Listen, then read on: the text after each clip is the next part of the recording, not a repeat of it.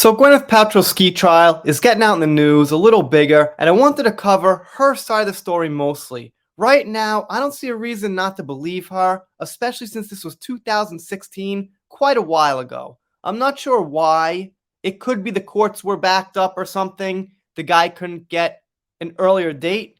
Not like an abuse case where they can choose to come out when they want. But still, it was a long time ago, and it was a single incident that happened really quickly, so that makes it real tough to talk about now and remember. I mean, remember for them in detail.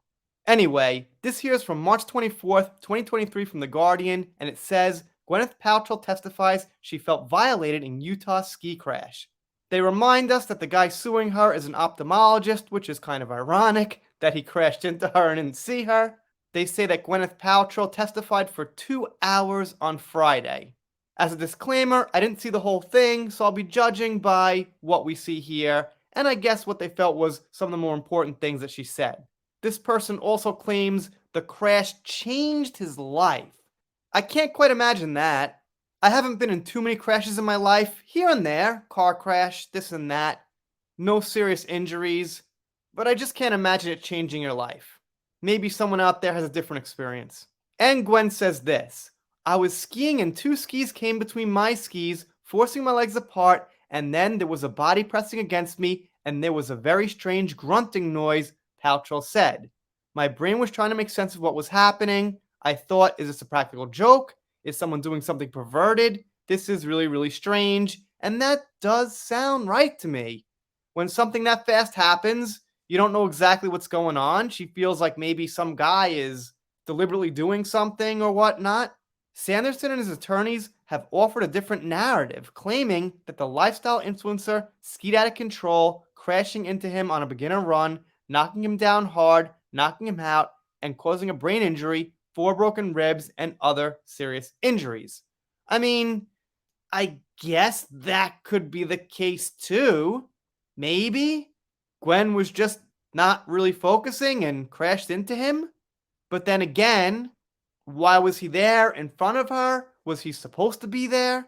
It just doesn't seem like you can pin this down to her fault and only her fault no matter what, as far as what I'm seeing.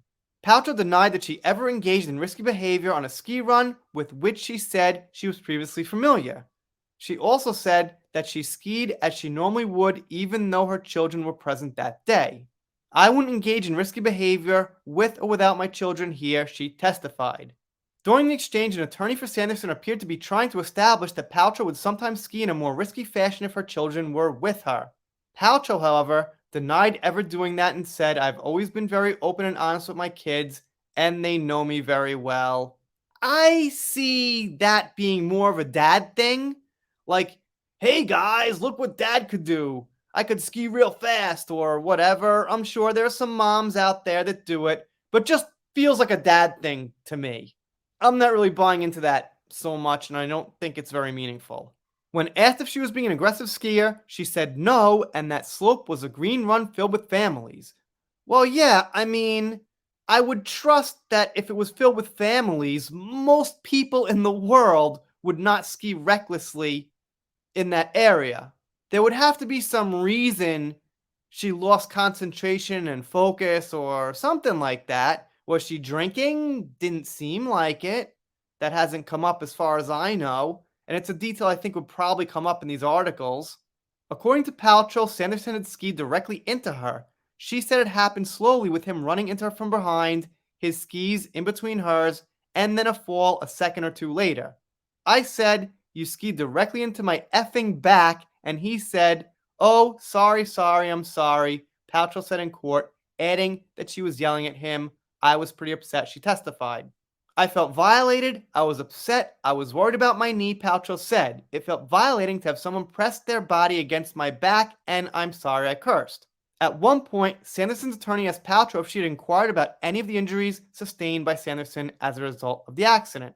I think you have to keep in mind, when you're the victim of a crash, your psychology is not necessarily thinking about the person who perpetrated it, Paltrow replied, adding that she thought that Sanderson's injuries were very minor on the day. I mean, if the guy's got broken ribs, I gotta go back to you-know-who. You need medical records for that. He would have medical records for broken ribs. That is a flat up Amber Heard story. To be honest, broken ribs are serious. There's not many more serious breaks you can get. I guess breaking a neck is more serious. Some spine bone injury is more serious. But ribs are really high up there on the list of serious bone injuries. The guy had an acquaintance testify against Paltrow, but of course, an acquaintance. And Paltrow's quoted saying, "I don't know if he knows he's lying, but I'm telling you, what he said is unfortunately not the truth." She said, "If you have two people in ski gear with helmets and you're 40 plus feet away, I'm not sure how you can discern who is who, and I could tell you that he didn't because Mr. Sanderson categorically hit me on that ski slope, and that is the truth," said Paltrow. And here he is. Not for nothing, the guy looks pretty good for 76. Maybe that does mean something. Maybe that does mean he didn't get so messed up. In previous depositions in the drawn-out case, she said she froze when the crash happened while she was on a beginner's slope with one of her children. "We came crashing down together. This man was behind me on the mountain," she said in November 2020. "My knee and our skis were still sort of tangled up. Our bodies were almost spooning, and I moved away quickly, and my knee splayed open, and I was in shock." Sounds a little cringy there. They were spooning. Ugh, all right. Anyway, so far, it seems like, first of all, she's over 20 years younger, so I'd say she has the better memory. Second of all, she's a pretty big star, so the guy could be an opportunist trying to sue her just to get a quick settlement, which obviously didn't happen, but maybe that's what he thought.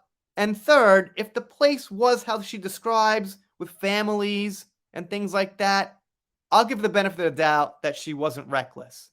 Let me know what you think in the comments. Doing shout outs, special thanks, celebrity news, stuff like that. If you don't subscribe here, I'll be pretty sad about it. If you do subscribe, you'll get videos, stuff like that.